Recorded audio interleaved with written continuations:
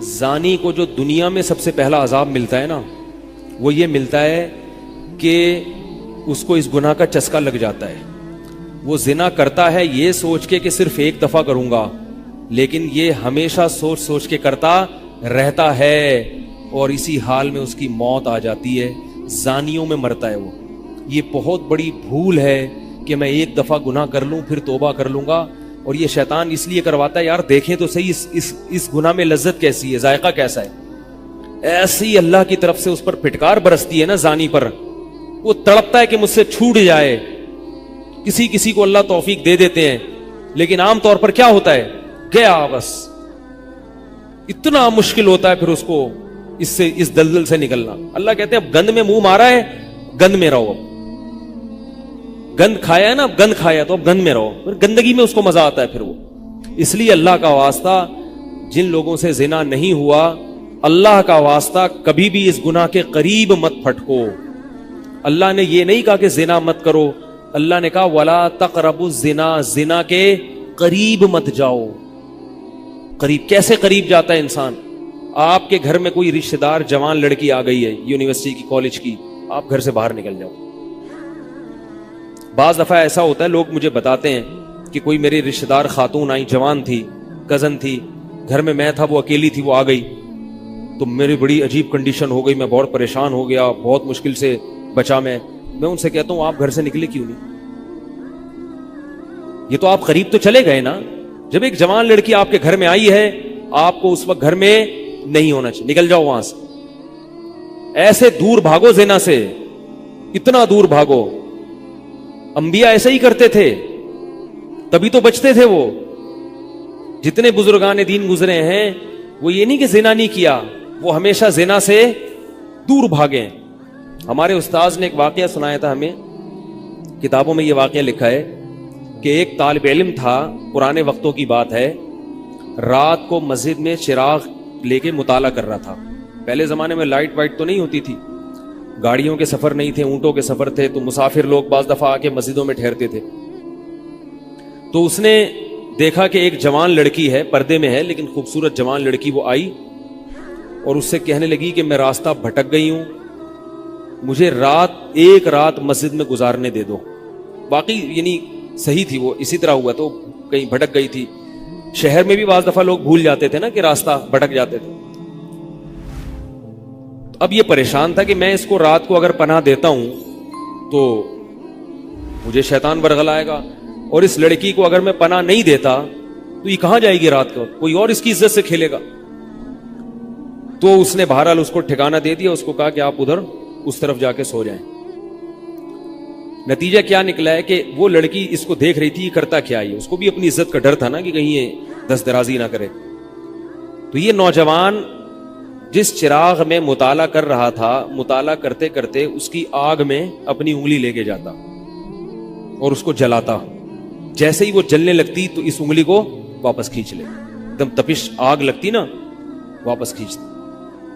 پھر تھوڑی دیر بعد یہ انگلی اس میں لے کے جاتا، پھر واپس کھینچتا. پوری رات یہ کرتا رہا ہے اور اپنی انگلی کو جلاتا رہا ہے. صبح جیسے ہی ہوئی ہے، اس نے فوراً، صبح صادق ہوئی نا فجر کی اذان کا وقت، اس نے فوراً اس لڑکی سے کہا یہاں سے چلی جاؤ، فوراً یہاں سے فوراً چلی جاؤ. اس نے کہا اللہ کی قسم اس وقت تک نہیں جاؤں گی جب تک تم یہ معاجرہ نہیں بتاؤ گی رات تم نے کیا ہے. تو کہنے لگا یہ میرا اور اللہ کا معاملہ ہے، میں تمہیں نہیں بتا سکتا. اس نے پھر اللہ کا واسطہ دے کے کہا، اس نے کہا میں جاؤں گی نہیں یہاں سے جب تک بتاؤ گے نہیں. اس نے کہا شیطان مجھے ورغلا رہا تھا کہ ایک جوان لڑکی ہے، اجنبی ہے، کوئی دیکھنے والا نہیں ہے، کوئی دیکھنے والا نہیں ہے، تو زنا کر لو اس سے، کوئی دیکھنے والا نہیں ہے. شیطان مجھے لے کے جاتا تھا تو میں اپنی انگلی آگ میں جلاتا تھا، اپنے نفس کو یہ سمجھانے کے لیے کہ دنیا کی آگ برداشت کر سکتا ہے، جہنم کی بھی برداشت کر لینا، جہنم کی بھی برداشت کر لینا. پھر اور اگر تجھ سے یہ برداشت نہیں ہو رہی تو وہ کیسے برداشت کرے گا؟ کہہ رہے جب میں آگ میں جلنے لگتا تھا نا تو میری چیخ نکلتی تھی، یار یہ نہیں ہو رہی تو وہ کیسے برداشت ہوگی. حدیث میں آتا ہے جہنم کی آگ دنیا کی آگ سے 70 گنا زیادہ گرم ہے، 70 گنا زیادہ گرم. جب نبی صلی اللہ علیہ وسلم نے صحابہ کو یہ بات بتائی ترمذی کی حدیث ہے کہ صحابہ کے سینے سے رونے کی ایسے آوازیں آنے لگی جیسے ہانڈی کھولتی ہے، ایسا روئے صحابہ، حالانکہ صحابہ گناہوں سے بچتے تھے، اتنا روئے ہیں کہ سینے کے جیسے ہانڈی کھول رہی ہوتی ہے ایسے ان کے سینے سے رونے کی آوازیں آئیں، اور عرض کیا واللہ انہا لکافیۃ یا رسول اللہ، یا رسول اللہ یہ دنیا کی آگ بہت تھی عذاب دینے کے لیے، اللہ نے اس کو بھی 70 گنا زیادہ گرم کیا ہے۔ تو اس نے کہا کہ میرے دل میں گناہ کا خیال آتا تھا، میں کیا کرتا تھا، اپنے آپ کو جلاتا تھا جب چیخ نکلنے لگتی، تو اس طرح پوری رات میں نے اپنے نفس کو روکا ہے گناہ سے۔ تقوی کی برکات ہوتی ہیں۔ اس لڑکی نے کہا، اب گھر میں جا کے اپنے والد سے کہا کہ میں اگر نکاح کروں گی تو صرف کس سے کروں گی، اس نوجوان سے، عفیف اور پاک دامن ہے۔ تو کتابوں میں لکھا ہے کہ اس کے باپ نے اس کا نکاح دیکھو حرام سے بچایا، اللہ نے حلال طریقہ رکھ دیا۔ تو جو بھی زنا سے بچتا ہے نا، یاد رکھو جیسے زنا کرنے کا عذاب بہت سخت ہے، ایسے ہی کسی کو زنا کا موقع ملے اور وہ بچ نکلے، اس کا ثواب بھی بہت زیادہ ہے۔ تاریخ میں جن ہستیوں کو بھی زنا کا موقع ملا اور انہیں نے موقع ملنے کے باوجود زنا نہیں کیا، ان کو اللہ نے دنیا میں بھی بہت نوازا ہے۔ میں اکثر ایک واقعہ سناتا ہوں، ہمارے ایک دوست ہیں امریکہ میں، بلکہ امریکہ سے بھی ایک دور علاقہ ہے، اس کا جگہ کا نام میں بھول گیا۔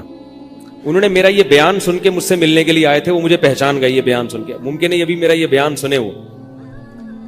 یہ میرے والد صاحب کا واقعہ ہے۔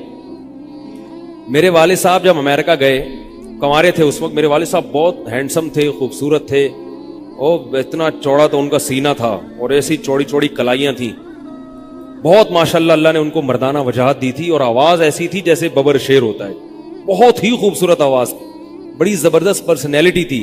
آپ جائیں ابھی ہمارے محلے میں جا کے لوگوں سے پوچھیں کیا خوبصورت پرسنالٹی تھی والد صاحب کی ہمارے۔ جب انتقال ہوا ہے نا میرے والد صاحب کا، تو پورا محلہ رو رہا تھا، پورا محلہ۔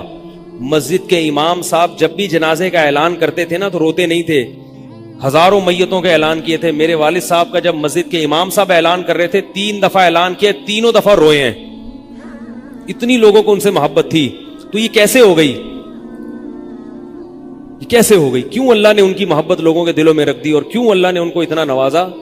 والد صاحب نیوی میں تھے، امریکہ جب فرسٹ ٹائم جہاز گیا ہے، کنوارے تھے اس وقت، تو کنوارا لڑکا پاکستانی یا انڈین ہو، پہلی دفعہ امریکہ جائے، وہ بھی کنوارا، کوئی روکنے ٹوکنے والا نہ ہو، اور گناہ کی دعوت ملے، بچنا کتنا مشکل ہے۔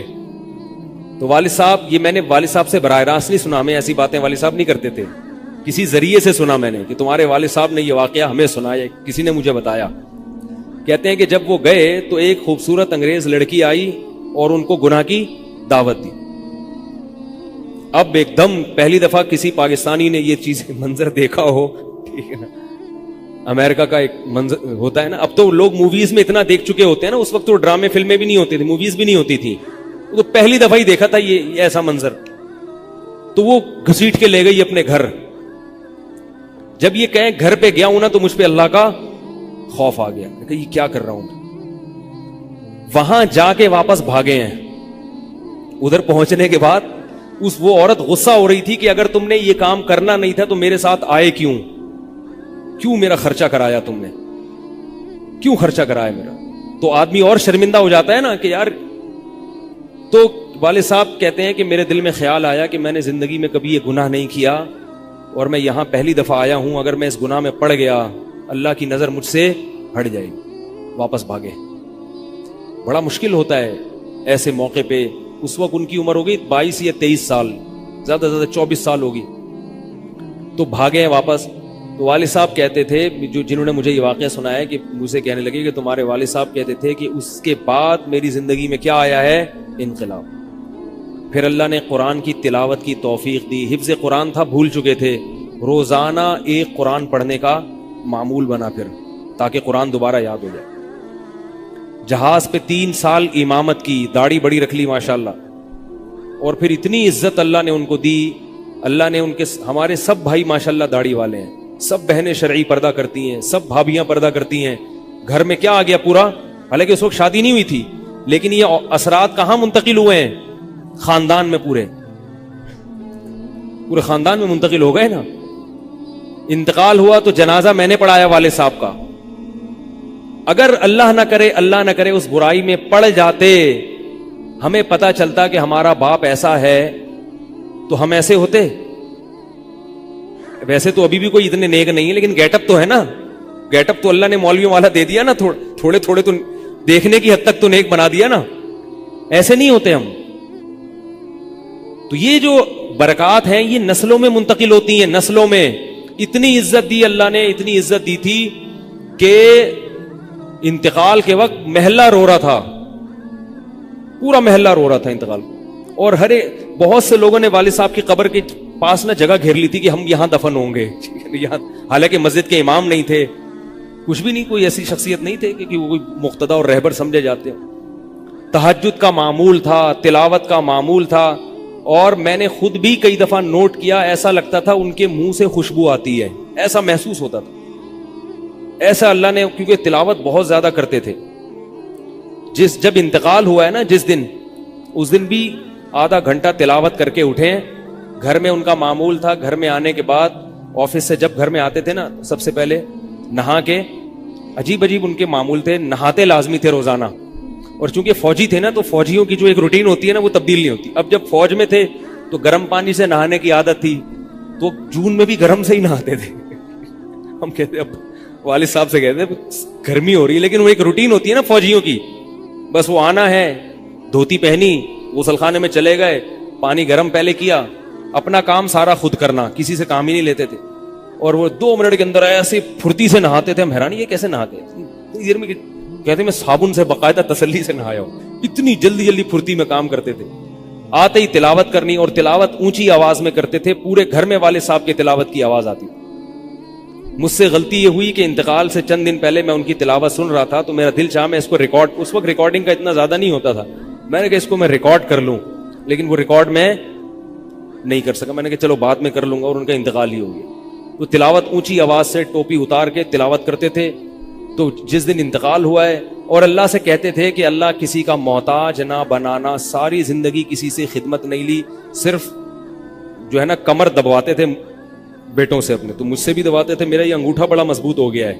وہ کمر پہ نا ان کے یہ ایسے مالش کر کے, ایسے کمر پہ میں مالش کرتا تھا والد صاحب کی, یہ تیل لگا کے نا ادھر, تو میرے انگوٹھے میں بڑی طاقت پیدا ہو گئی تھی. تو مجھے کہتے تھے یار تم ہو باریک سے, میرے باقی بھائی ذرا, لیکن یار تمہارے ہاتھ میں بڑی طاقت ہے. تو میں کہتا تھا کہ یہ میرے ہاتھ میں طاقت نہیں ہے, یہ مالش کر کے نا یہ انگوٹھا بہت مضبوط ہو گیا ہے. تو کیا تھا, تلاوت کی انتقال سے پہلے, اور بار بار دعا کیا کرتے تھے کہ اللہ بستر پہ لیٹوں نہیں. زندگی میں ہم نے کبھی نہیں دیکھا والد صاحب بستر پہ لیٹے ہوں, یعنی بیمار ہو کے لیٹے ہوں. اپنا سارا کام پھرتیلے پن سے کوئی بالکل. تو وہی ہوا, موت کے وقت بھی ایسا ہی ہوا. آئے ہیں, تلاوت کی ہے, پھر اس کے بعد گئے عشاء کی نماز پڑھنے, صف میں بیٹھے ہوئے تھے کہ گر گئے. صف سے اٹھا کے ان کو ہاسپٹل لے کر گئے ہیں, نماز کی اقامت ہو رہی ہے, اور وہیں اٹیک ہوا, اور وہی ان کا قبر کا سفر تھا. کتنی اچھی موت دی اللہ تعالیٰ نے, کہ ایک دن کیا ہوا, بارش میں بھیگتے بھیگتے آئے ہیں گھر میں, اور فوراً نماز کے لیے گئے. تو والدہ نے کہا کہ بھائی ابھی بارش ہو رہی ہے. انہوں نے کہا اللہ بولے گا آفس سے یہاں تک پہنچ گئے, اور اب یہاں سے مسجد تک نہیں جا رہے, اللہ کو بھی منہ دکھانا ہے. ایسے نماز کے پابند. سعودی عرب میں جب عمان میں ان کی جاب تھی, کئی گھنٹے کا گرمیوں کا روزہ ہوتا تھا, لوگ چھوڑ دیتے تھے. والد صاحب کہتے تھے مر جاؤں گا, رمضان کا روزہ نہیں چھوڑوں گا, کچھ بھی ہو جائے رمضان کا روزہ کیسے چھوڑوں. تراویح کبھی نہیں چھوٹتی تھی, رمضان کا روزہ کبھی نہیں چھوٹتا تھا. میں یہ نہیں کہہ رہا کہ کوئی برائی تھی نہیں ان میں, ایسی کسی کی تعریف کرنا غلط ہے, مگر اللہ نے مجموعی لحاظ سے ان میں بڑی صفات رکھی تھیں. یہ صفات کیسے پیدا ہوئیں؟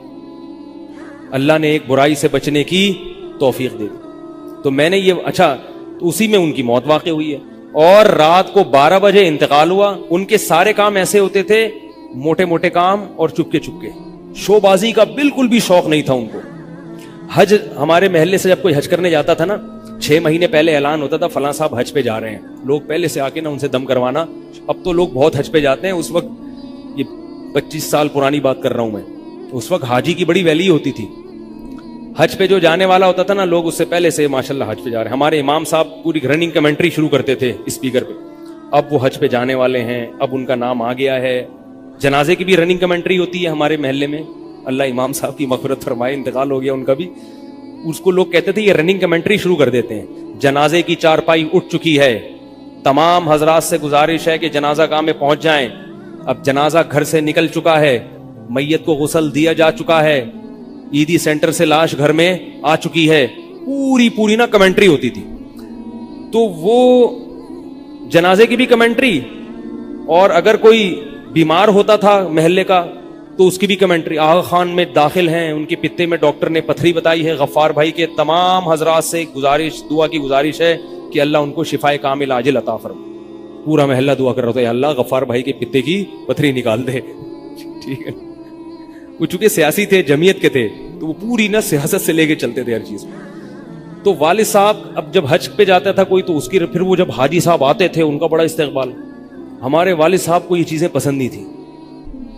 والد صاحب حج کر کے گئے پتہ ہی نہیں چلا, اور واپس کسی کو بولٹن مارکیٹ میں ملے. اس نے کہا ہم نے تو سنا تھا آپ حج کرنے گئے ہوئے. والد صاحب نے کہا میں بھی ابھی آیا ہوں. میں نے کہا ذرا بولٹن مارکیٹ سے ذرا ٹچ کرتا ہوا گھر چلو. ایک تھیلا تھا ان کے پاس, اسی تھیلے میں حج بھی ہو رہا ہے. پوری دنیا دیکھی تھی والد صاحب نے, پوری دنیا کا سفر کیا. بتاتے تھے کہ چین اور آسٹریلیا یہ 2 ملک ایسے ہیں جہاں میں نہیں گیا, باقی دنیا کا کوئی ملک ایسا نہیں ہے جس میں گیا نہ ہوں. لیکن اتنی سادگی کہ آپ کہیں گے کہ شاید یہ کبھی انڈا موڑ بھی نہیں آئے ہوں گے. کوئی شوبازی نہیں تھی, ایسے چپکے سے گئے اور حج کر کے چپکے سے واپس. شہرت پسند نہیں تھی, بالکل پسند نہیں تھی شہرت. تو کوئی بھی کام ہے بس آرام سے چپکے سے کر لیے. ختم قرآن کے موقع پر ہمارے امام صاحب نا سب کو بلاتے تھے. ہاں بھائی, اب تو والد صاحب کو پسند نہیں ہوتا تھا کہ نام لیا جائے میرا, تو یہ چیز لوگ ان کی پسند کرتے تھے. تو ان کی موت بھی ایسے ہی ہوئی ہے چپکے سے. رات 12 بجے انتقال ہوا, میں مدرسے میں تھا, ہم لوگ پہنچے, ہم تو حیران ہو گئے یہ کیسے ہو گیا بھائی ایک دم. تو ان کو غسل دیا, اور فجر کی نماز کے بعد جنازہ تیار تھا. فجر میں نمازی کم ہوتے ہیں. اعلان ہوا فجر کے بعد. جب پبلک ہمارے گھر آنا شروع ہوئی ہے تو جنازہ پڑھ کے ہم ان کو دفنا چکے تھے. لوگ کہہ رہے تھے یار یہ اتنی بڑی شخصیت, اتنے محبوب دنیا سے چلے گئے اور ہمیں پتہ بھی نہیں. ہم نے کہا بھائی گئے ایسے وقت پر ہیں, وہ سونے کا وقت ہوتا ہے, اس وقت اعلان ہوا تھا, مگر ظاہر ہے آپ کو پتہ نہیں چلتا. تو ایسے ہی چپکے سے خاموشی سے چلے گئے. تو لوگ یہی کہہ رہے تھے یار یہ نہ انہوں نے دنیا میں کبھی خدمت لی ہے, ٹھیک ہے نا, جنازے میں بھی کسی کو پریشان نہیں کیا, ایسے 2 صفیں ہوئی تھی جنازے کی, بس چلے گئے. تو کیسا اللہ نے چلتے پھرتے نماز کی حالت میں ان کو اٹھایا ہے. تو یہ میں نے یہ واقعہ سنا ہے نا, تو ایک صاحب باربڈوس سے شاید ملنے کے لیے آئے مجھ سے. تو مجھ سے وہ بیان انہوں نے سنا, پہلے میرا بیان سنتے تھے, مجھے پہچانتے نہیں تھے, امریکہ کی کسی ریاست میں تھے یا باربڈوس میں واللہ عالم. تو مجھ سے ملنے کے لیے آئے, مجھے کہنے لگے یار آپ حافظ مسعود صاحب کے بیٹے ہیں. میں نے کہا ہاں. کہہ رہا یار میں آپ کا بیان کب سے سن رہا ہوں, آپ کو پہچانتا نہیں تھا. آپ نے ایک دن ممبر پہ واقعہ سنایا, تو یہ واقعہ تو آپ کے والد صاحب کا واقعہ ہے, اور یہ میرے والد صاحب آپ کے والد کا واقعہ مجھے سنا کے امریکہ بھیجا تھا انہوں نے کہ بیٹا حافظ مسعود صاحب کی طرح زندگی گزارنا, امریکہ جا رہے ہو جیسے وہ بچے تھے تم بھی بچنا. تو کہہ رہے آپ کے تو والدہ کو بھی جانتا ہوں میں, آپ کے تو گھر ہم لوگ پڑھنے آتے تھے, ہماری دادی سے انہوں نے پڑھا ہے, یعنی ہمارے بہت کلوز تھے وہ لوگ. امریکہ چلے گئے, حوادث سے زمانہ ان کو امریکہ لے گئے, ٹھیک ہے نا. تو کہنے لگے کہ جب میں نے یہ آپ کے روزانہ بیان سنتا تھا, یہ واقعہ سنا, تو پھر میں حیران ہوا کہ یار آپ تو بہت, پھر میرے بھائی بھی ان کو جانتے ہیں. تو وہ انہوں نے بتایا کہ یہ واقعہ تو آپ کے والد صاحب کا جب مجھے پتا چلا نا, تو مجھے پھر پتا چلا آپ ان کے بیٹے ہیں. تو مجھ سے ملنے آئے اسپیشل یہاں پہ.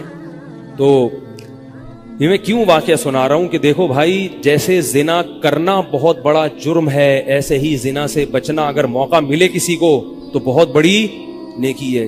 یوسف علیہ السلام کو اللہ نے کیسا نوازا کہ نہیں نوازا, بچے تھے وہ. تو بھائی کرنے والے بہت ہیں, بچنے والے تھوڑے ہیں. تو کرنے والوں میں اگر اپنا شمار کرو گے تو جہاں بہت سارے لوگ ہیں, مزے کی زندگی گزاری, تھوڑے دنوں کے لطف اور مزے ہیں, اس کے بعد دنیا کا سکون بھی گیا اور آخرت میں جہنم کی آگ.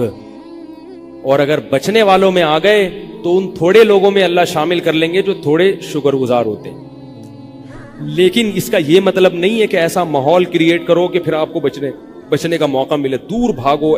میں نے بتایا نا, کوئی لڑکی گھر میں آتی ہے, باہر نکل جاؤ گھر سے, بولے بھائی تنہائی میں نہیں, میں تو اس کی احتیاط کرتا ہوں. کوئی جوان خاتون اگر مسئلہ پوچھنے آ جائیں, بوڑھی ہے تو کوئی اتنا مسئلہ نہیں ہے, جوان خاتون ایسا ہوتا ہے بعض دفعہ خواتین کو تو ماحول کا نہیں پتا ہوتا, اب وہ آئی ہیں, میں گھر میں کوئی نہیں ہے, آگے دروازہ بجا رہی ہیں, مفتی صاحب گھر میں مسئلہ پوچھیں.